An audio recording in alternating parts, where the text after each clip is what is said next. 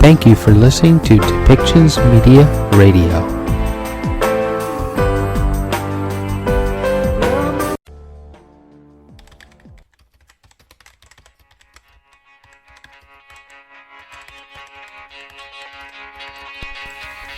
Welcome to Policy and Rights, the show about government policy and human rights.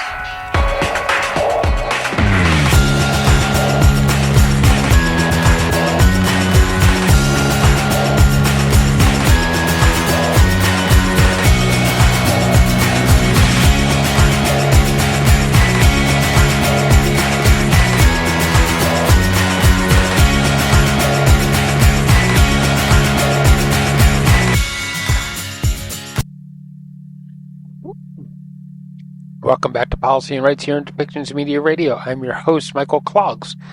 In today's episode, let's just get right to the segments, because there's one segment from the United Nations General Assembly, the call for a deeper international cooperation to tackle global challenges.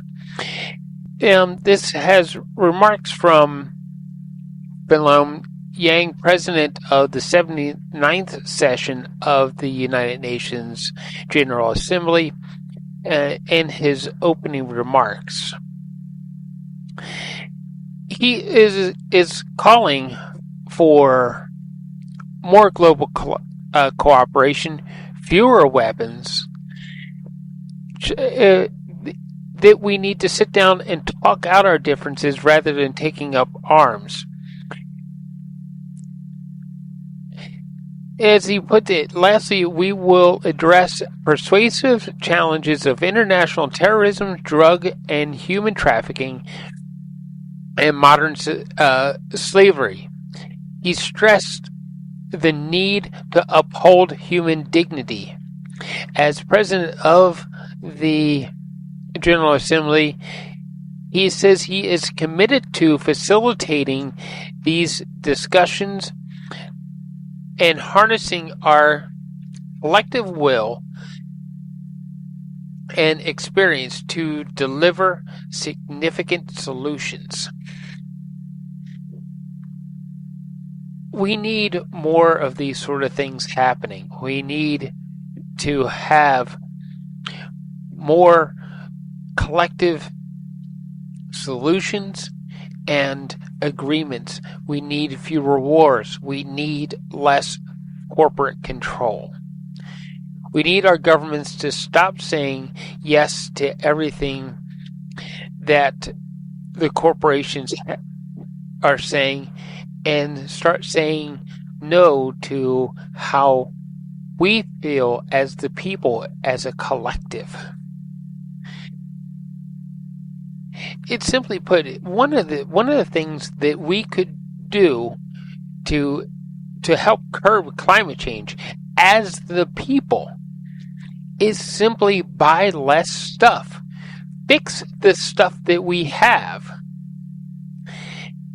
Instead of racing out because, oh my God, my gas engine is killing the environment, try fixing and servicing that gas engine.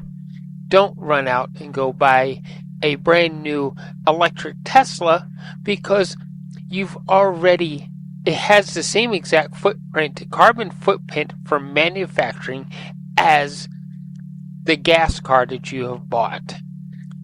So now you've now doubled over your carbon footprint because you've bought a new vehicle. Stop buying the latest and greatest cell phone just because the features look better. Just update and demand that a phone that's over, say, 7 years old, keep updating it from the manufacturers. We have to stop doing things to simply feed the bottom line to the CEOs who own these companies anyway. We're going to also hear from, when we get back to Canada, we're going to hear about a plan to sell more weapons from the U.S. and Canada to Israel. Okay, do we really need to sell more weapons to Israel? We're trying to get them to end the conflicts there. And we're going to continue to supply them with weapons. When we supply weapons, we supply the means to have armed conflicts.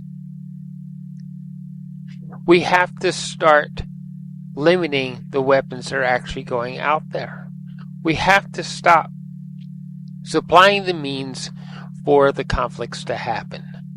We need to speak up about that as the people of the world. What can we do to curb the conflicts that are happening as the people of the world? So,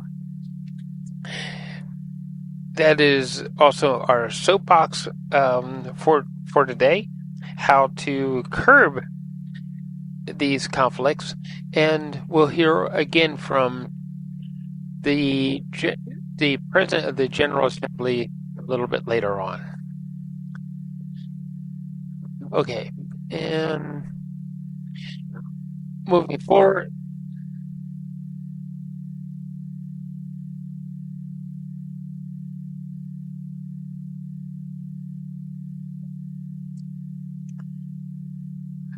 Okay, and forward, we're going to hear from Melanie Joly, as she is going to discuss some of the things that Canada is doing to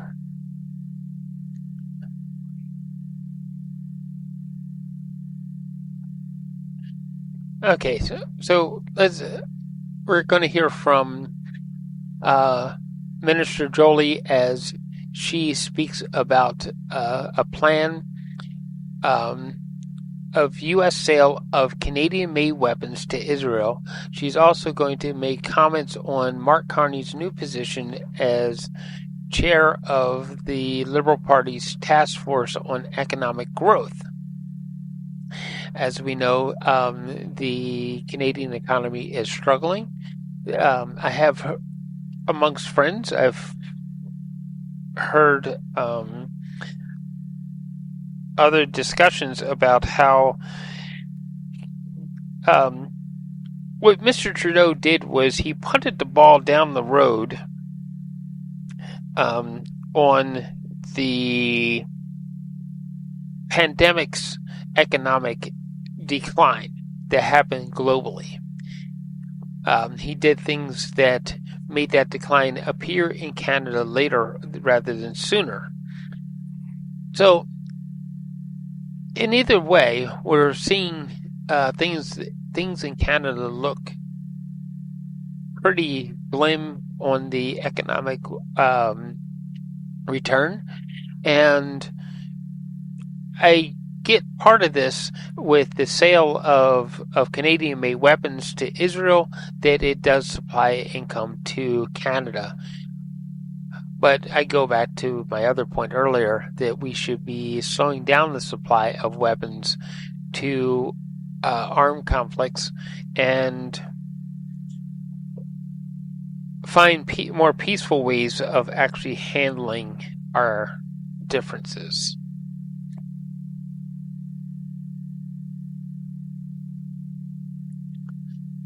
Then we're also going to hear from a representative from the Conservative government, as we're going to hear from Michelle Brimke Gardner, as she announces the party will table a new legislation to address online harms when Parliament returns. The Liberal Online Harms Bill, Bill C-63, was at the second reading when the House of Commons adjourned, and the Conservatives want to push forward with that bill. My thing about all these bills curbing internet harm and alike is that we are allowing the government to control what we say and do on the internet when we should be trying to do this without the government being involved. That we should be trying to limit the number of haters that appear and allowing more and more positive messages, because what we're going to wind up with is with the government control is more of what the corporations want and less of what we could possibly want. So it will be interesting to hear what more will happen with Bill C-63, the online harms bill.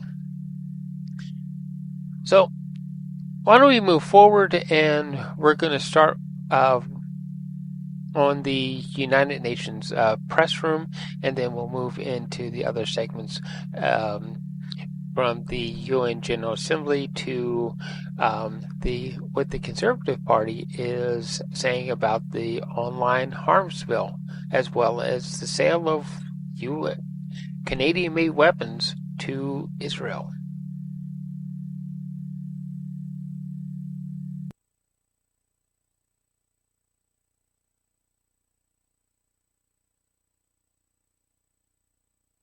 All right, give me just a minute. All right, good afternoon. I will start off with a statement on Gaza. The Secretary General condemns the death of at least 18 people, including children, women, and 6 UNRWA staff in Israeli airstrikes that hit a school serving as a shelter in Nuseirat on September 11th. This incident raises the number of UNRWA staff killed in this conflict to 220.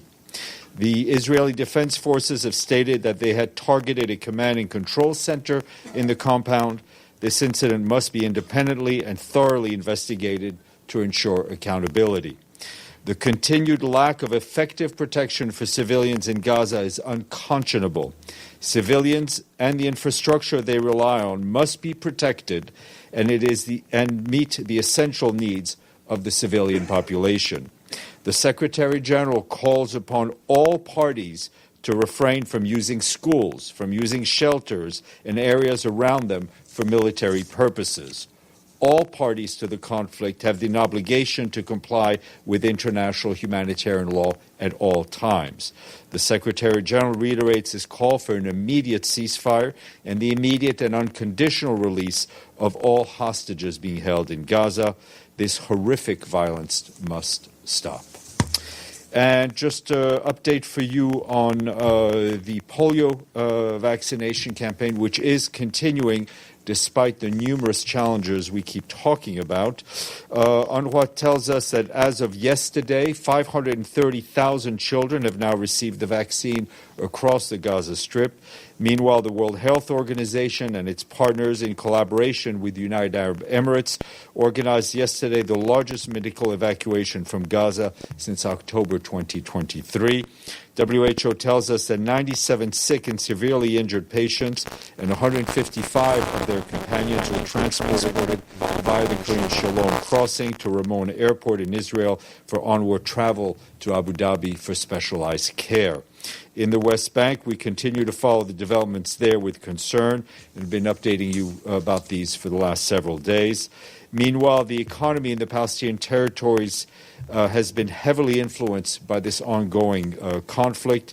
A report by the UN Conference on Trade and Development, otherwise known as UN Trade and Development, issued today a report that revealed that Gaza's gross domestic product plummeted by 81% in the last quarter of 2023, leading to a 22% contraction for the entire year. By mid-2024, Gaza's economy has shrunk to less than 1/6 of its 2022 level. According to the report, the West Bank has been undergoing a rapid and alarming economic decline as well. More is online. Turning to Lebanon, as you well know, the situation on both sides of the Blue Line continues to be fragile and is taking its toll on civilians, and particularly in children. Our colleagues at the interim force in the peacekeeping force in Lebanon, UNIFIL, tell us that 2 children were reportedly killed by a drone strike in southern Lebanon yesterday evening. UNIFIL reiterates its condemnation of any attacks on civilians, which must stop. Again, UNIFIL calls on all parties to the conflict to cease the exchange of fire across the Blue Line and return to a cessation of hostilities. UNIFIL will continue all efforts to use its mandate to de-escalate the situation and underscores that a diplomatic solution must be found. This morning, the Secretary General spoke at the global call on the Summit of the Future, which was organized by Namibia and by Germany, who, as you know, are the co-facilitators of the intergovernmental negotiations on the Pact of the Future. Member states are in the final negotiations for the 3 agreements to be adopted at the summit: the Pact of the Future, the Global Digital Compact, and the Declaration on Future Generations. In his remarks, the Secretary General urged countries to push hard for the deepest reforms and most meaningful actions possible.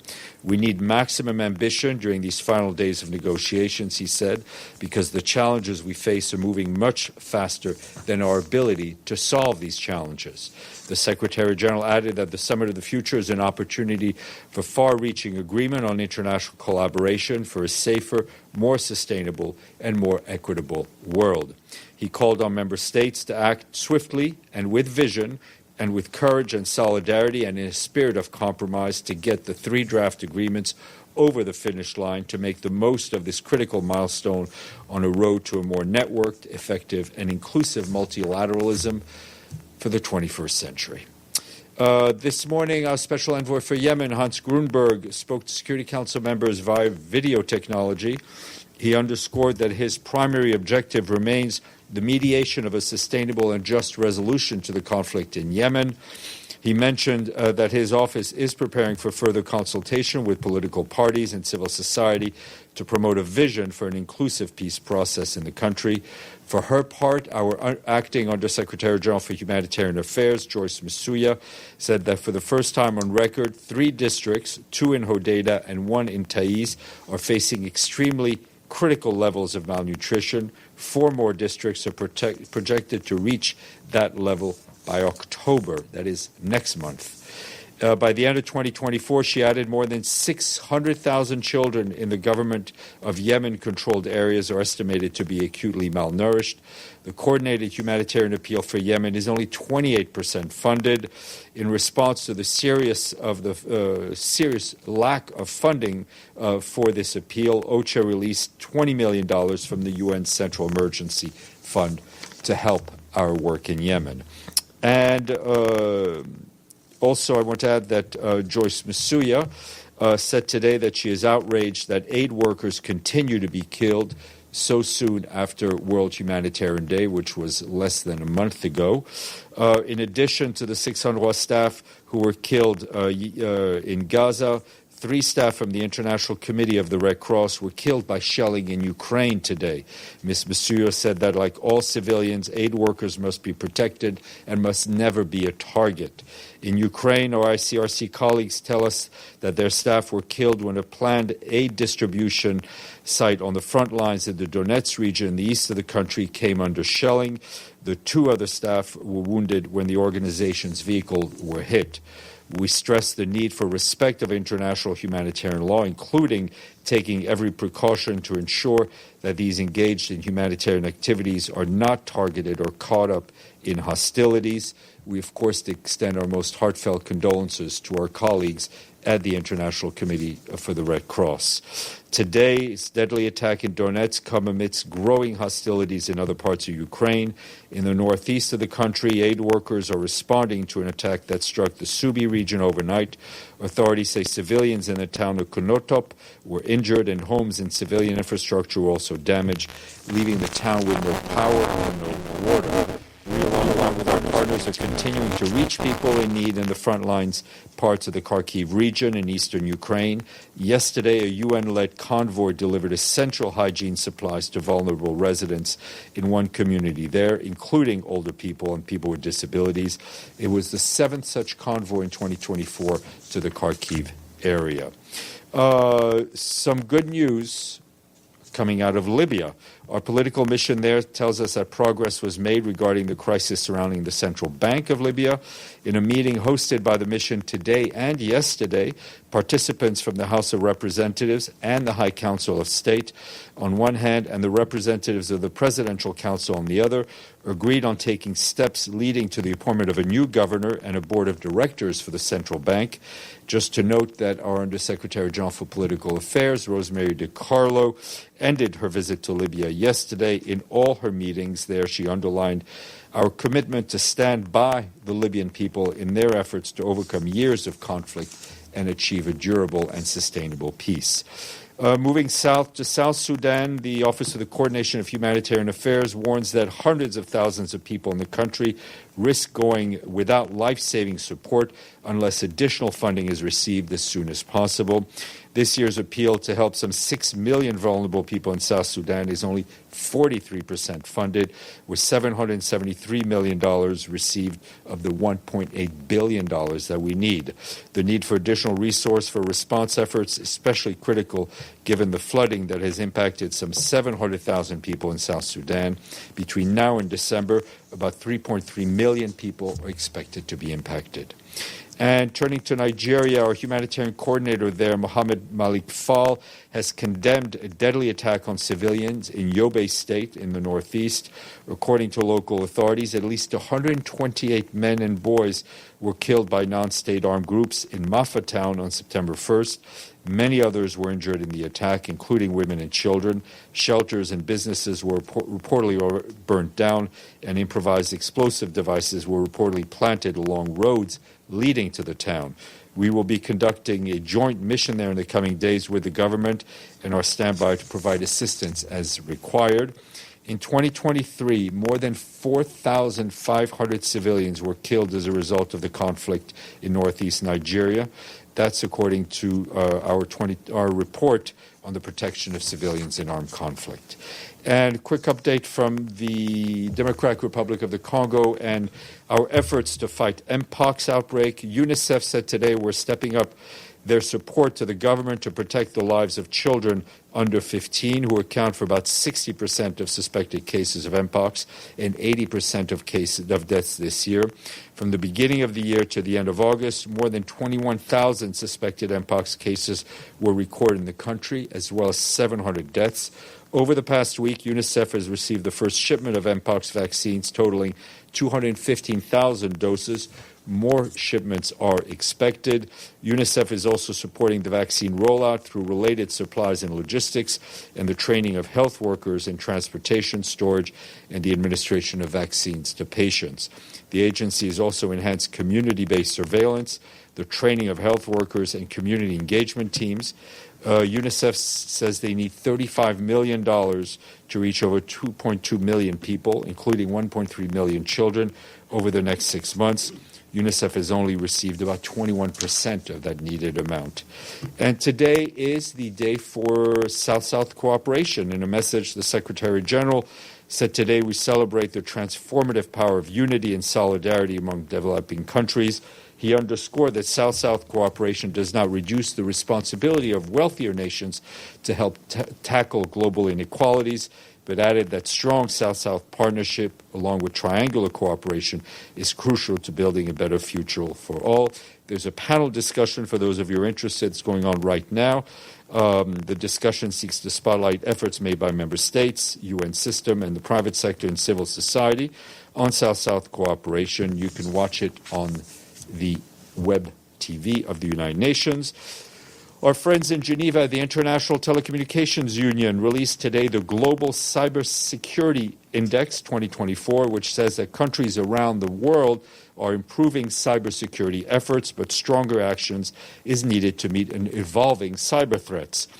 Threats highlighted in the report include ransomware attacks targeting government services and other sectors, cyber breaches affecting industry, costly system outrages, breaches of privacy for individual organizations. The report also provides a roadmap of activities to make further improvements to cybersecurity. I want to bring to your attention a new statue, a new piece of art in the UN Garden.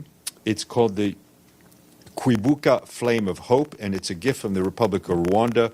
It depicts the Kwibuka flame, which symbolizes the resilience and courage of Rwandans since the 1994 genocide against the Tutsi in Rwanda, when more than 1 million people were systematically killed. This is also a reminder of the need to speak out against hate speech. The flame was installed yesterday afternoon in the North Garden area. It can be seen from the Visitors Plaza.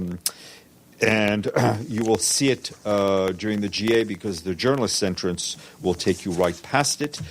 Take a look at it. It's a moving monument. New resident coordinator, Secretary General has appointed Mama Keita of Guinea as a new resident coordinator, humanitarian coordinator for Niger. She started September 9th, now that she has a government's approval. She brings over 20 years of experience in development economics. We congratulate her and welcome her. Speaking of welcoming, tomorrow I will be joined virtually from Amman by Laila Bakr of the UN Population Fund. She is the Arab States Regional Director who just concluded a visit to Sudan, a forgotten crisis. She will share with you what she witnessed on the ground, the suffering of the Sudanese people, including especially women and girls who struggle to obtain life-saving sexual and reproductive health services and protections from all forms of sexual and gender-based violence. No money. Sorry, Benno. Go ahead. Thank you. I have two questions. The first one is about the upcoming announcement by the United States that it will support 2 permanent seats for Africa in the United Nations Security Council. However, they don't want the veto rights to be expanded nor abolished all in all. My question to you is, what does the Secretary General think? Can there be a credible Security Council reform without the reform of the veto right? I think the announcement is an important one. It's a welcomed one. Obviously, I think all of the details of how this will work will have to be decided by member states, but it goes along the lines, the broad lines of what the Secretary General has said, and has lamented, which is the lack of African representation on the permanent members of the Security Council. Then you mentioned the Summit of the Future already. German Chancellor Scholz said that there are differences to bridge still. The SG wants the most ambitious reforms possible. Does he think, though, that there might be a chance that there will be no agreement on September 22? No, we are very... No is the short answer to your question. We believe there will be an agreement, and I think we're very thankful for the efforts of the Federal Republic of Germany and for Namibia for co-leading the negotiations on the pact. Okay, then let me follow up. I mean, like, the SG says he wants a very ambitious paper. I've seen how ambitious it looks right now, and it does not that much. So would he say better a bad deal than no deal? No, he would not say that. I think he remains determined, and he hopes that the member states remain determined to find a way forward to bring the agreement across the finish line. Gabriel, then Benny. Thank you, Steph. Going to the UNRWA school shelter attack by Israel, Israel has already targeted, just in the last couple of weeks, a UN convoy World Food Program. This week, as you know, another UN-marked convoy, and now we have 6 UNRWA employees, not to mention over a dozen civilians that are killed. Clearly, deconfliction isn't working. It hasn't worked. So what more can the Secretary General do to stop his staff members from being killed? Well, I think the question should also be directed at other parties in this conflict. We are working as hard as we can to keep that balance between keeping our staff safe and delivering the humanitarian aid that civilians so desperately need in Gaza. And we will continue to move forward on that. We've raised these issues at the highest levels of the Israeli government, and we will continue to do so. Israel's coming out and again saying that several of the 6 UNRWA staff members were combatants, were fighters, were part of Hamas. Do you have any evidence of that? No, We've heard what they said, and I referred it to it in the statement. We have no way of, we're not in a position to confirm it, to deny it. Our focus is on humanitarian help. What is clear to us is that no one in this conflict, and all parties, and I do mean all parties, should never use civilian infrastructure as a place from which to launch attacks, to target attacks. The use of human shields has been condemned, and we will continue in that direction. Benny. Mr. Pinati, to you. 2 questions. Mr. What? About Mr. that. Pinata. Yes, sorry. Yes. 2 questions about that, never forgotten conflict. I understand what the you're not talking Sudan about. one. Yeah, no, I understand.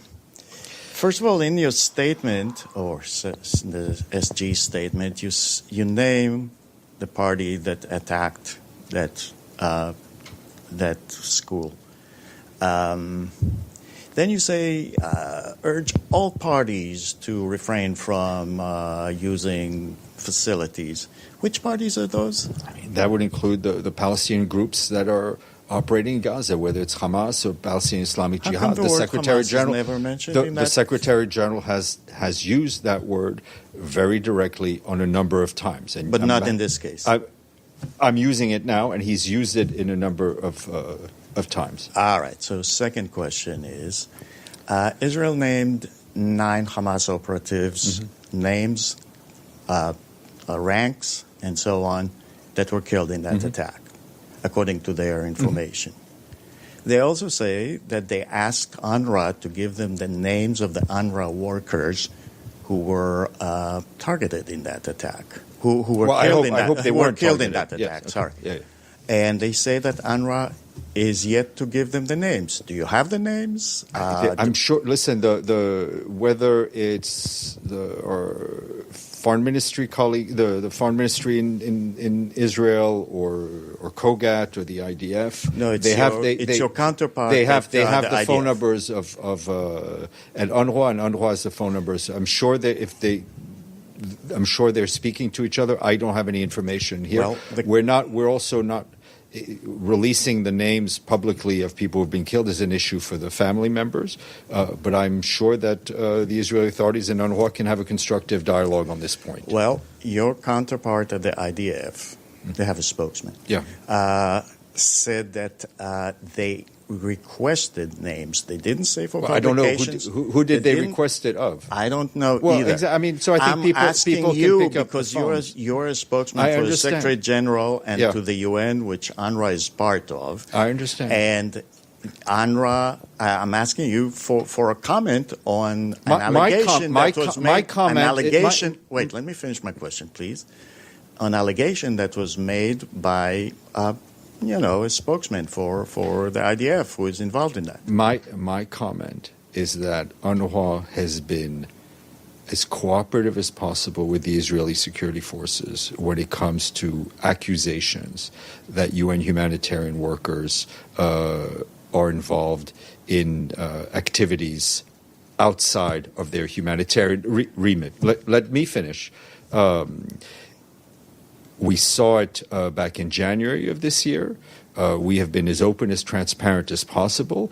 I would encourage all those involved to pick up the phone and to do it directly, face-to-face. And as much as I hate to say it, I think solving these problems through spokespeople statements is probably not the best way.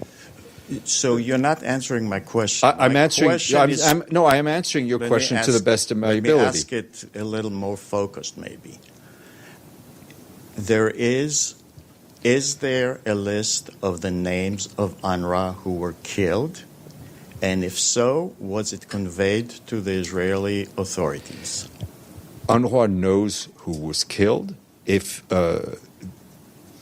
whether or not it was conveyed to the Israeli authorities, That's not a question I can answer from here. What I'm saying to you, if there are any issues between the Israeli security forces and UNRWA, they are best dealt directly. Well, there obviously are. Well, Deji.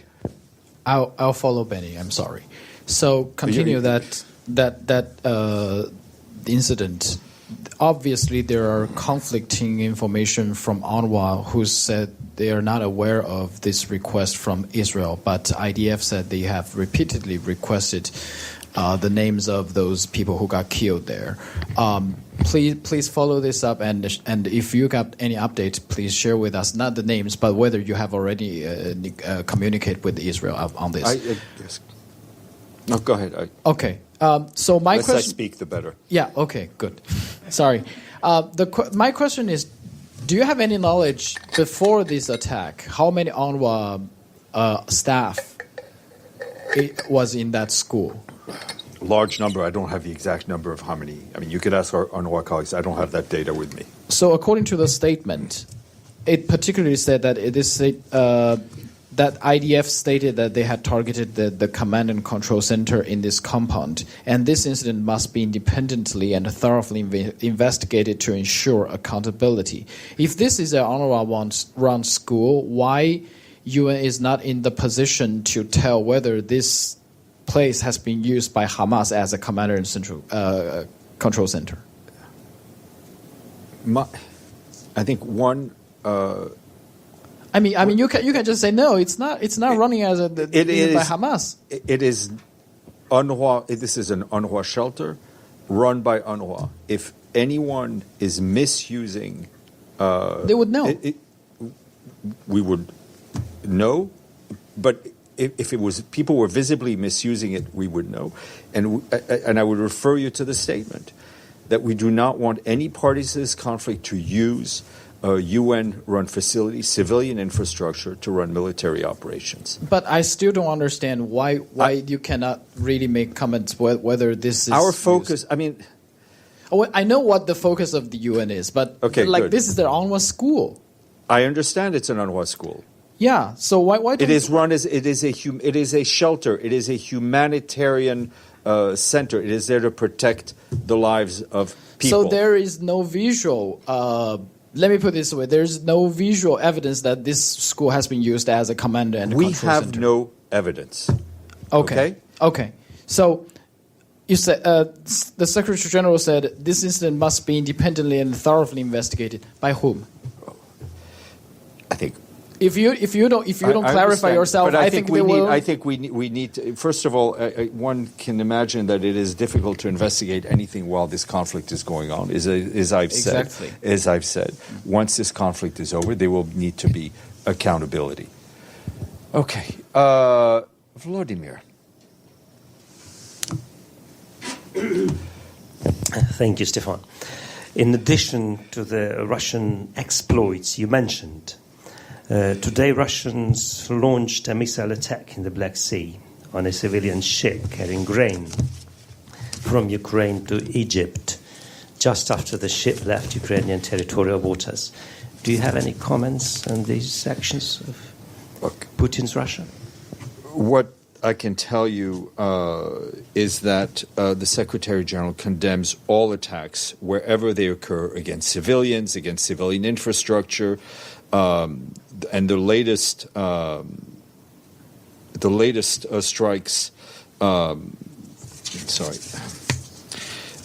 This is yet another example of the risk to the global economy, to global trade that we've seen in that region. It's a stark reminder that vessels continue to face threats in the Black Sea, ensuring the safety and sustainability of agricultural exports passing through the Black Sea remains critical for supporting global food security and keeping global prices under control. Edie.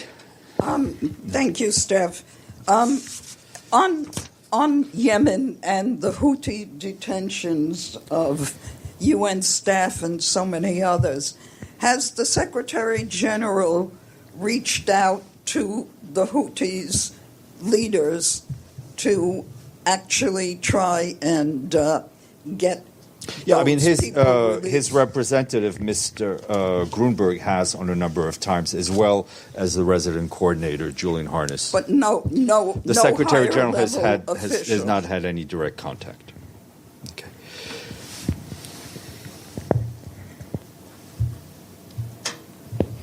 Sorry, Stefan. Go ahead. Yeah, go ahead, sir. Yes. Question on Venezuela still. The U.S. government has announced new sanctions against 16 allies of President Maduro. How does that help the process of dialogue, and what is your position on these sanctions? I don't think it helps. Our concern about respect for human rights and the way the lack of transparency on the election results remains unchanged. Gabriel and then Sunil. Thanks, Steph. Going back to the UNRWA shelter, we're told that there were about 12,000 people sheltering in that facility. Does that sound right to you? That sounds just about right, yeah. Okay. And a simple question, but I'll ask it anyway. Does the killing of one fighter justify the killing of any civilians in any military action? I understand the simplicity of the question. The point is that everything must be done to protect civilian lives and protect civilian infrastructure. Yes. Thank you, Steph. I have a question about Iran and Iraq. As you know, the president of Iran visited Kurdistan region of Iraq and also Baghdad. And the picture looks like really, both sides sending positive messages. The reason I'm asking this question is like the region has been very intense, especially in the Middle East, and both sides, the actors of the region, some of them at least, giving us some positive messages. And I wonder how Secretary General views such a picture, like positive pictures, and how he urges the other actors in the region for such a... Look, we hope to see in that part of the world an increase in dialogue, an increase in instability, as opposed to the other way around. Abdelhamid.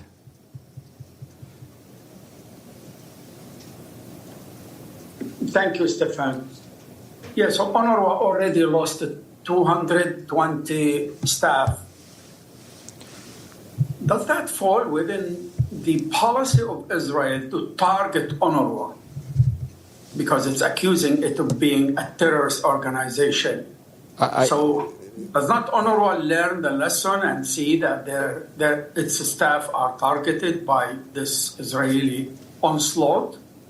I'm not sure. I can't speak to the motivation. I can only speak to right now the results and the condemnation that we've expressed. And yesterday, Stefan, 5 Palestinians were killed in the refugee camp near the city of Tubas in the West Bank. I haven't heard any word coming from any UN official about those who were targeted by Air Force. I have not seen any information on that. I will get back to you if I do. Benny. Just to follow up on Gabriel's question. The other day in a statement, the Secretary General mentioned proportionality as part of the international law regarding wars.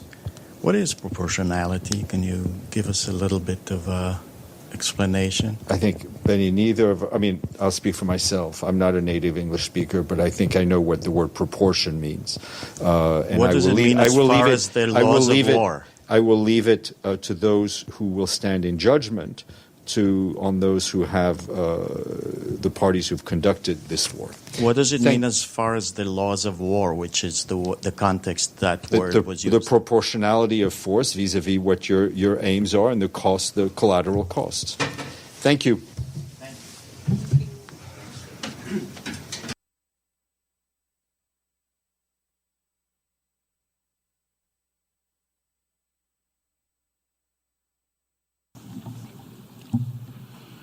His Excellency, Mr. Dennis Francis, President of the General Assembly for the 78th session, Excellency Mr. Antonio Guterres, Secretary General of the United Nations, Excellencies, distinguished delegates, ladies and gentlemen, I am honored to stand before you as the President of the General Assembly for its 79th session, and I am humbled and grateful that the membership has entrusted me with this immense responsibility.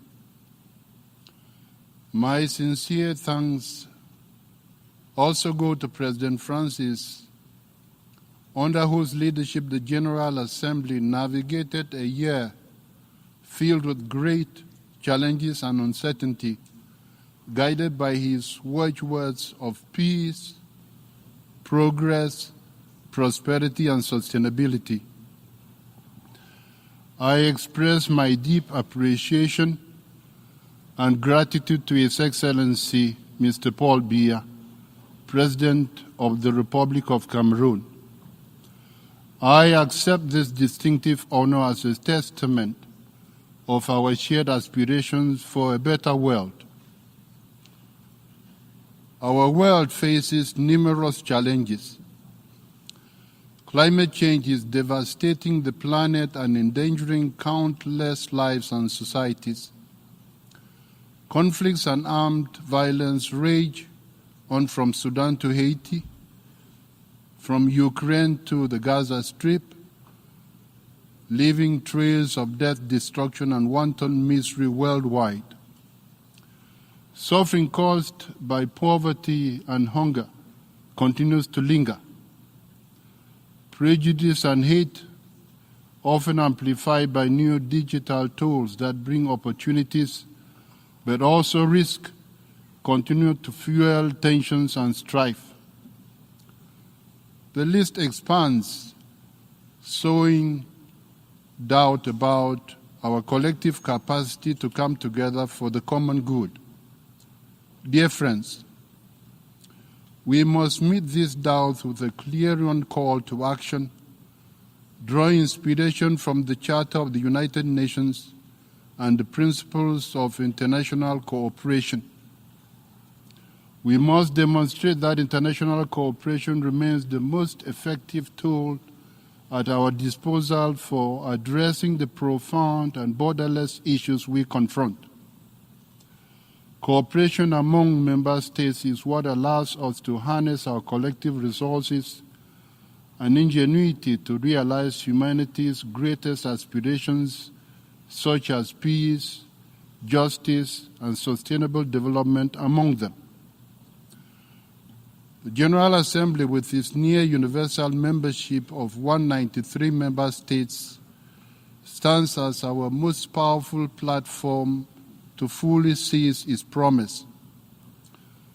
Let us recommit to the 8 billion people in every corner of the world that this august body can and will meet their hopes for a brighter future.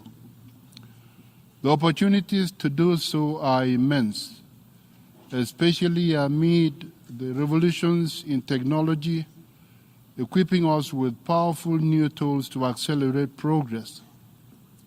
It is up to us to ensure that the benefits of international cooperation are shared regularly and equitably, leaving no one behind. Excellencies, as we get ready to seize the opportunities together, allow me to outline the vision that will guide us through my tenure. The cornerstone of my presidency will be built on the principles of unity in diversity, fostering an environment where every voice is not only heard, but valued. We will pursue the advancement of peace, ensuring that our efforts towards conflict resolution are both proactive and enduring. Sustainable development will be a key focus as we strive to balance equitable economic growth with environmental governance. And underlying our efforts will be a thorough and uncompromising commitment to human dignity for everyone, everywhere. Hailing from a country with more than 250 national languages and 2 official languages, English and French, I am committed to prioritizing multilingualism in the General Assembly's work. I believe that the Assembly mirrors the richness of peoples and nations, and that linguistic diversity is part of our common language of equality, understanding, and mutual respect. The same holds true for gender equality and women's empowerment, a fundamental expression of our commitment to human dignity and a necessary foundation for a peaceful, prosperous, and sustainable world. All the data show that when women fully participate, societies win. Therefore, all my actions and efforts will incorporate a gender perspective and strive to achieve gender equality. I encourage member states to not just likewise increase the number of women in their delegations to the United Nations, but also mainstream a gender perspective in their policies and programs back home. With these principles, we will pursue priorities extracted from meaningful discussions with member states to deliver solutions across the work of the General Assembly. First, on sustainable economic growth, it is imperative that we explore strategies that foster growth while ensuring sustainability and equity. This includes championing innovation, supporting green economies, and ensuring that the benefits of economic development are accessible to all nations, large and small. Second, peace and security will continue to be of paramount importance. Prioritizing conflict prevention rather than resorting to weapons to settle our differences will help in reducing the current high military expenditures which complicate the achievement of the Sustainable Development Goals. We must invest in all efforts to decrease tensions and instead build trust around the world. The tensions and the continuing deficit of trust are minimizing our common search for the best ways and means to eliminate nuclear weapons on the face of the earth. We will thus seek to build an effective peace operations and conflict resolution strategies, emphasizing the need for a concerted and unified approach to resolving conflicts and preventing new ones. This is why I will urge the Assembly to intensify its determination to prioritize the resolution of conflicts, including the intractable ones in the Gaza Strip, Haiti, and Ukraine, as well as find durable solutions to the situation in the Great Lakes region and elsewhere in Africa. Third, human rights will remain at the core of our agenda. The General Assembly will continue to advocate for the protection and promotion of human rights, ensuring that the dignity of all individuals is upheld worldwide. We will also seek to enhance coordination of humanitarian efforts, ensuring that our response to crisis is timely and efficient, and that aid reaches those most in need. Fourth, the strengthening of international law and justice frameworks will be a key topic of our deliberations in all fields relevant to the work of the Assembly. These discussions will aim to support the creation of safer environments and, crucially, the upholding of international norms. Lastly, we will address the pervasive challenges of international terrorism, drug and human trafficking, and modern slavery. We indeed intend to uphold human dignity in all its contours and manifestations. By enhancing international cooperation and understanding of the underlying causes of these phenomena, we will aim to forge strategies that promote global security and peace. As President of the General Assembly, I am committed to facilitating these discussions and harnessing our collective will and expertise to deliver significant solutions. Excellencies, to keep our focus sharp, we must build upon the momentum of the Summit of the Future and inject new vigor into achieving the 2030 Agenda for Sustainable Development, the cornerstone of our mission. As we work to safeguard the future of peoples and planet, special attention will be given to least developed countries, landlocked developing countries, and small island developing states, which face unique structural weaknesses that hamper their sustainable development. Additionally, our efforts will concentrate on Africa. We will continue to support Agenda 2063, spearheaded by the African Union, which envisions a transformed continent thriving through sustainable trade and development. Throughout, I will prioritize initiatives to empower young people, including in Africa, where by 2035, more young people will enter the workforce each year than in the rest of the world. Excellencies, rest assured, I remain committed to carrying out the mandates of this Assembly with determined focus on the following: the reform of the Security Council, the revitalization of the General Assembly, the Social Summit 2025, the Fourth International Conference on Financing for Development, United Nations Conference in support of Sustainable Development Goal 14, the Fourth High-Level Conference on Communicable Diseases, and the implementation of the Pact of the Future to be adopted soon. Let us advance these priorities with a collaborative spirit, ensuring that the United Nations continues to serve as a beacon of hope and a source of solutions for the global community. Excellencies, ladies and gentlemen, my commitment to you and to all peoples represented within the General Assembly is to hold the highest standards of integrity and professionalism in every aspect of my duties. The oath I took today is not a formality.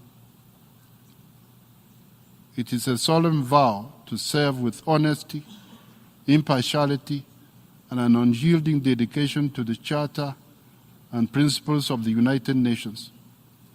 It is my earnest hope that through unity, we can innovate and implement strong, inclusive solutions that address the pressing issues facing our global community.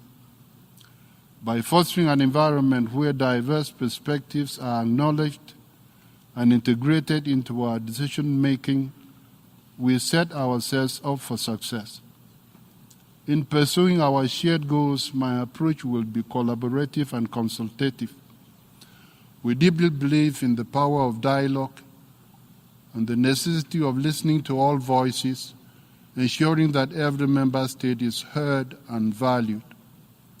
To this end, I will work tirelessly to not only fulfill the promise of our aspirations, but to exceed them. The challenges are complex, but shared commitment and mutual respect, we can overcome them. Thank you.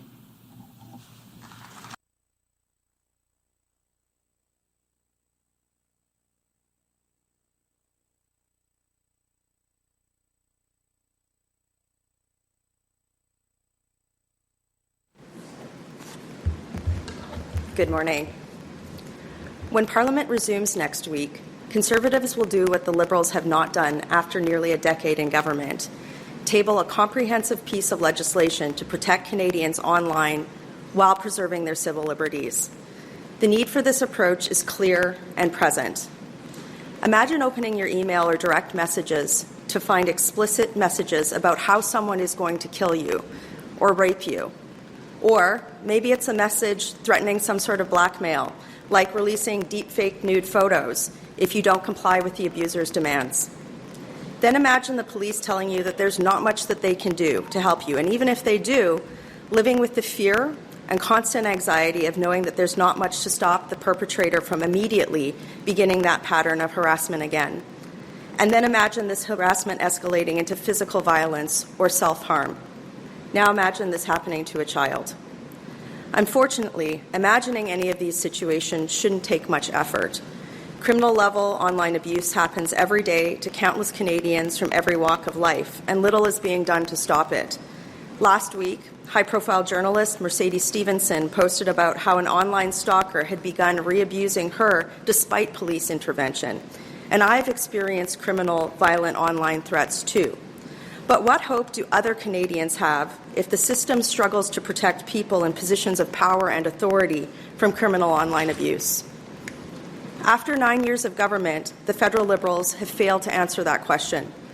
In 2021, former Liberal Justice Minister David Lametti tabled Bill C-36, which failed after being roundly criticized by every political stripe for its incursions on freedom of speech, but also for failing to include updates to Canada's criminal code that would make it easier for law enforcement officials to bring criminals to justice for committing crimes online that are already illegal in the physical world.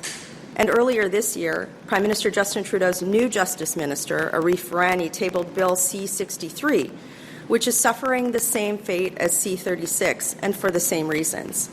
For nearly a decade, the Liberals have presented Canadians with a false dichotomy, that they should have to water down their civil liberties to be protected online. It doesn't have to be this way. New Conservative legislation will introduce protections in 3 areas of focus. Unlike previous Liberal bills, it will obtain these protections for Canadians without creating a government-managed surveillance state or putting a chill on charter-protected speech. The new legislation will first seek to modernize the existing crime of criminal harassment to address the ease and particularly the anonymity of how it happens online. To be clear, this update won't criminalize something like 2 people disagreeing about policy online or other types of expression of opinion that is protected under the Charter. Specifically, the provision in our new Conservative legislation will be based on the existing definition of criminal harassment, applying specifically to those who repeatedly send unwanted, harassing content that causes somebody to reasonably fear for their safety or well-being. And as criminal harassment is largely already legally defined, there is an abundance of clear legal precedent to define what things like reasonable fear of safety means. So normal speech will unambiguously remain protected. And unlike Liberal Bill C-63, these provisions could be immediately and clearly defined in management by law enforcement and judicial officials rather than left vague and overseen by the type of expensive kangaroo court that the Liberals in Bill C-63 propose to create. So in this context, the new Conservative legislation will propose measures to enable victims of criminal harassment that happens online, who today have limited viable recourse to quickly and permanently end their harassment, to apply to a judge to identify their harasser, end the harassment, and impose a variety of conditions to stop the harassment as the judge sees fit, including indefinite no-contact orders. And, particularly, the legislation will provide additional legal clarity for the scenarios and criminal thresholds under which online operators, like social media platforms, must disclose the identity of an alleged abuser. The new Conservative legislation will also propose an aggravating factor if a perpetrator repeatedly sends criminally harassing material anonymously, for example, repeatedly sending criminally harassing materials from multiple anonymous burner accounts. These measures are designed to make it easier and faster for victims of online harassment to interact with law enforcement and receive protections that actually work, and in turn, for law enforcement to de-escalate violence in a timely fashion. Liberal Bill C-63 contains no provisions in this regard, a glaring oversight for a bill ostensibly designed to protect Canadians from online harm. The secondary area that the new Conservative legislation will provide is mechanisms designed specifically to protect minors, so children, who are online. These measures recognize that minors are particularly vulnerable online and need specific measures to keep them safe, while providing their parents with tools to make decisions about their children's online activity.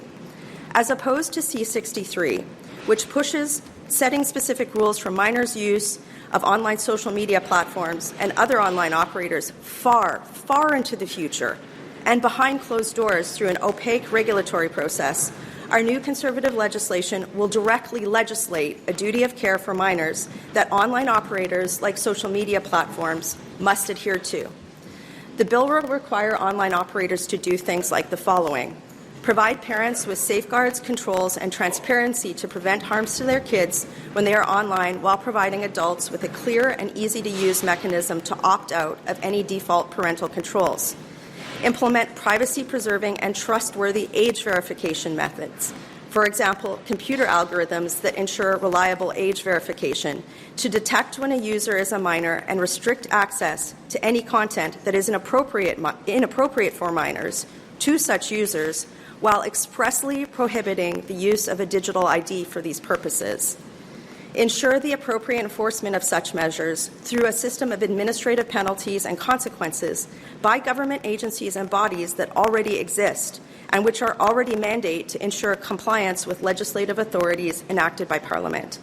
Specifically, the legislation will require operators to act in the best interests of a user whom it knows or should reasonably know is a minor by taking reasonable steps in the design and operation of its products and services to prevent or mitigate the effects of the following: physical harm or incitement of such harm and online bullying and harassment of minors, online sexual violence against minors, including any conduct directed at a minor online that constitutes an offense under the Criminal Code and is committed for a sexual purpose, or unsolicited or unwanted sexual actions or communications directed at a minor online. The creation or dissemination of imagery of a minor that is sexually exploitative, humiliates them, is harmful to their dignity, or invades their privacy. The promotion and marketing of products and services that are currently unlawful to minors, for minors.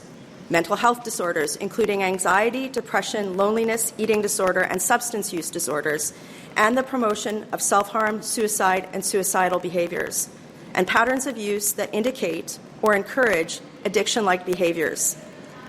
The legislation will outline in detail how operators must comply with and operate under this duty of care, including reporting requirements, marketing prohibitions, and other items. Operators who don't comply with these provisions will face steep fines as well as a private right of action. And finally, the new Conservative legislation will update Canada's existing laws on the non-consensual distribution of intimate images to ensure that the non-consensual distribution of highly realistic intimate images created by artificial intelligence, for example, deep nudes, is criminalized while preserving the existing provisions in current law about fair use. The bill will also increase penalties for this offence, and even more so for the following: non-consensual distribution of intimate images that depict sexual assault. This action will close a glaring loophole in Canadian criminal law that I've been calling for on behalf of victims' rights advocates for nearly a year now, and which Bill C-63 did not address. And unlike Liberal Bill C-63, our Conservative legislation will not seek to reinstate the former Section 13 of the Canadian Human Rights Act, which even the Toronto Star has argued is unnecessary to protect Canadians from hate speech. If more evidence was needed to bolster their argument, the Liberals had it provided to them in spades this past summer. The debacle of attempting to appoint someone to arbitrate decisions under Liberal Bill C-63, who had argued that terror was not an irrational approach, underscored that an extrajudicial system governed by overly vague definitions of what constitutes appropriate speech is, putting it mildly, a flawed approach bound to result in vexatious complaints and a chill on protected speech. And then the cost of the new three-armed extrajudicial bureaucracy that the Liberals proposed to administer their provisions in C-63 was revealed by the Parliamentary Budget Officer to be a staggering $200 million that could be better used to bolster the capacity of existing regulators and law enforcement across the country.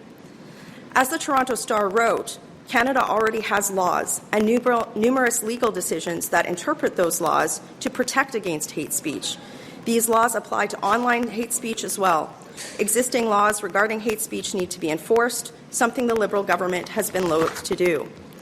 In addition to the measures the new Conservative legislation will provide, the Liberals could also, in their tenure, have educated the public about provenance initiatives, which seek to give online users more tools to ascertain sources of information.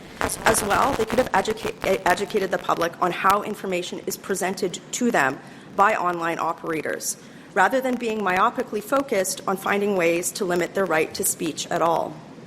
Because in a democracy, the way to address difficult speech that doesn't cross the line of criminality is more speech, not less. So Conservatives will call upon Liberals to scrap Bill C-63 and pursue our new approach instead. While Liberal Bill C-63 includes one supportable measure, strengthening mandatory reporting requirements of Internet child pornography by Internet operators, this component could be hived off and likely passed on unanimous consent while the measures of our new legislation are considered, or put into a new bill should an election be called.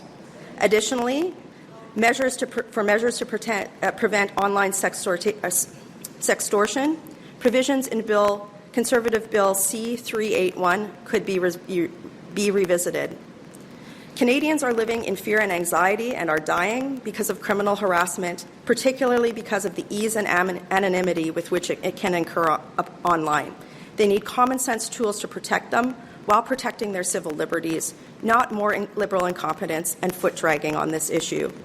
The Liberals must adopt the common-sense approach set forth in this new legislation, or given recent events, they must call an election and let Canadians tell them which approach they prefer. Immediate common-sense protections for when they are online, or more costly censorship bureaucracy. Thank you.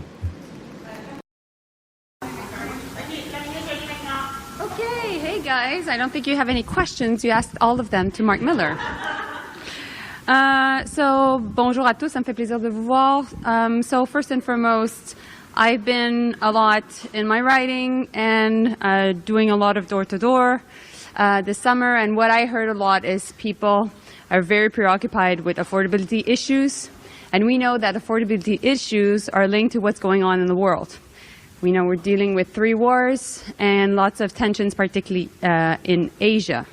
And so in that sense, my job as foreign minister is to defend Canada's interests and to bring much more peace and stability to the world. And to that end, this morning I spoke with the new foreign minister of Ukraine and with the chief of staff of President Zelensky. And we spoke about the very important peace formula that Ukrainians have been working on and that we're participating in.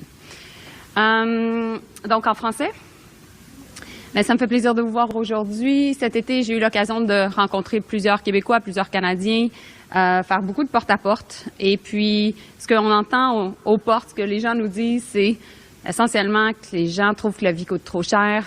Et donc, dans les circonstances, on sait qu'il y a beaucoup des enjeux liés au coût de la vie qui sont liés au fait qu'il y a 3 guerres présentement dans le monde, puis il y a beaucoup de tensions en Asie. Alors, mon boulot comme ministre des Affaires étrangères, c'est encore et toujours de protéger les intérêts du Canada, d'amener aussi un peu plus de paix et de stabilité dans le monde, ce qui a un impact nécessairement sur le coût des choses au pays, les coûts des services. Dans ce contexte-là, ce matin, j'ai parlé avec le nouveau ministre des Affaires étrangères de l'Ukraine et également avec le chef de cabinet du président Zelensky.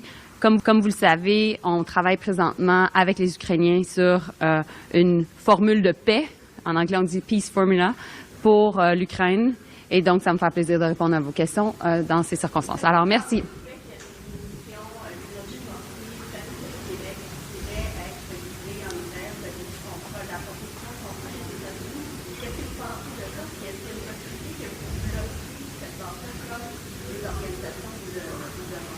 Donc, premièrement, notre politique est claire. Depuis le 8 janvier dernier, il n'y a pas de nouveaux permis qui ont été émis pour l'envoi d'armes ou de composantes d'armes en Israël.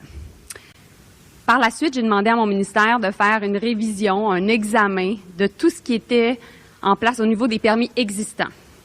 Cet été, j'ai suspendu une trentaine de permis existants pour poser plus de questions. Fait que ça, c'est la première chose. Deuxième chose, La politique est claire. Il n'y a pas d'armes ni de composantes d'armes qui vont se retrouver canadiennes qui vont se retrouver à Gaza. Un point, c'est tout. Peu importe comment ils vont être envoyés directement par le Canada ou de façon indirecte, c'est pas pertinent.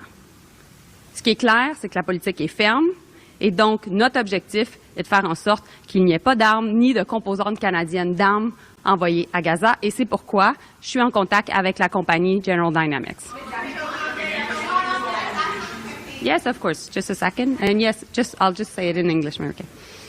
So, first and foremost, our policy has been clear. Since January 8th, we and I have not accepted any form of arms export permits to be sent to Israel. And so following that, I asked my department to look into any existing permits of arms or parts of arms that could have been sent to Israel. Following that, I suspended this summer around 30 existing permits of Canadian companies, and we're asking questions to these companies.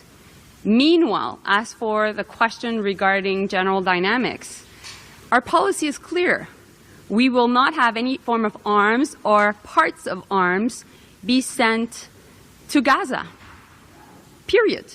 How they're being sent and where they're being sent is irrelevant. And so, therefore, my position is clear, the position of the government is clear, and we're in contact with General Dynamics.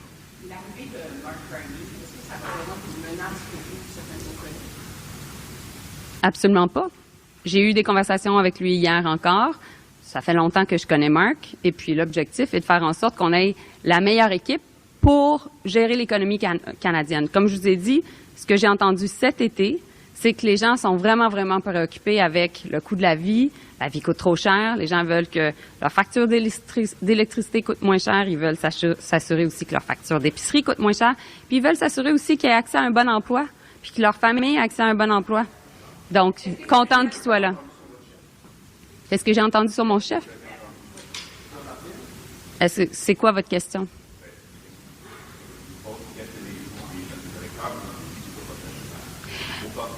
Aux portes? Ben, je pense que les gens, on sent qu'il y a une anxiété, on sent qu'il y a une frustration. Puis moi, c'est sûr que je suis ministre des Affaires étrangères. Donc, je vois ce qui se passe au pays, puis je le vois aussi partout à travers le monde. Les gens sont préoccupés. On n'a jamais vécu autant de changements en une génération. Donc, ça crée un inconfort, ça crée une frustration. Puis, je comprends, parce que je le sais que le coût de la vie coûte trop cher. On le voit, on a juste à faire notre épicerie. Et donc, dans les circonstances, nous, là, la meilleure stratégie, c'est de faire en sorte d'être là, de rencontrer les gens où ils sont, d'être là où ils sont. Puis nous, notre but, comme gouvernement, c'est de gouverner. Fait que là, on a mis en place des programmes super importants pour réduire le coût de la vie. Faire en sorte qu'au final, là, bien, les gens vont recevoir de l'argent pour quand ils vont au dentiste, quand ils vont avoir accès, quand ils vont vouloir acheter des médicaments comme l'insuline, la contraception, quand ils vont vouloir aussi faire en sorte d'envoyer leur enfant à la garderie. Fait que c'est des façons pour nous de trouver des solutions aux problèmes qui sont très, très réels, qui sont essentiellement que la vie coûte trop cher. Yes, Mary Kay. Just a second. Yes, Mary Kay. Senator Manda said yesterday, you can't win in the next election with Justice Trudeau off the tip. I mean, before you convince Canadians, don't you have to convince people inside? Well, of course, and we're doing that. But what's the message? What do you say to them to convince them that the polls are not what they are, or that they're so changeable? You know, Mary Kay, what I heard this summer was Canadians don't want elections. They just want us to do the job. They just want us to govern. And that's what we're doing. We're governing. We're taking tough decisions. Why? Because times are tough. And so, wait, let me finish. I'm speaking. So, the reality is, like I said in French, is we know that cost of living is too expensive, that people are frustrated with it. So what do? We do everything to reduce the cost of things and services. So that's why we have dental care. That's why we're working on a Medicare plan. That's why we have also affordable housing. And that's also why we're really working on childcare. These are all things that the government are doing. And good news, we have new people now that will be there to help us to make sure that we have a very strong economy at the same time that the middle class is protected. Yes. Demonstrate right now that your party can still hold seats on the island of Montreal, and if you can't do that, I don't know what message to send. I'm convinced we will win. Sorry, David. Sorry, Laurence asked about Mark Carney. Yeah. Well, I said I know Mark Carney. I've known him for some time now, and we had a good conversation yesterday. I think it's good news that he's going to be there to help us with economic issues. C'est sa décision, Louis. C'est pas à moi à lui dire, là, sincèrement. Moi, je suis toujours contente quand il y a du nouveau monde qui se présente en politique. Surtout pour le Parti libéral, bien entendu. Oui. Going off my colleague's question, you said you can win the election in Toronto, St. Paul, victories otherwise. Where did you see a landslide that was going to happen in Montreal and in Winnipeg? In order to win the majority, you need to win Toronto and Montreal. We're working on making sure that we get the confidence of electors, voters, maybe, of course, in Manitoba, but I've been working specifically also in Montreal. Yeah.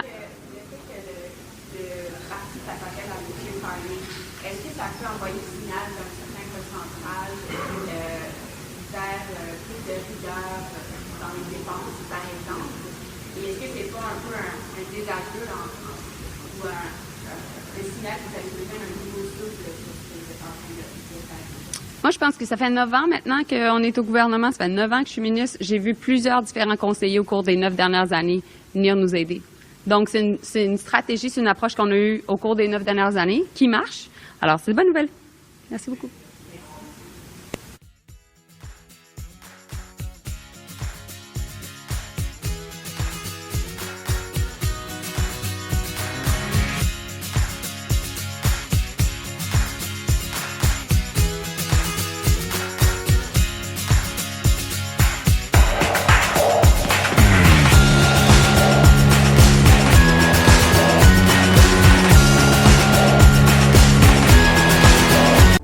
This show has been produced by Depictions Media. Please contact us at depictions.media for more information.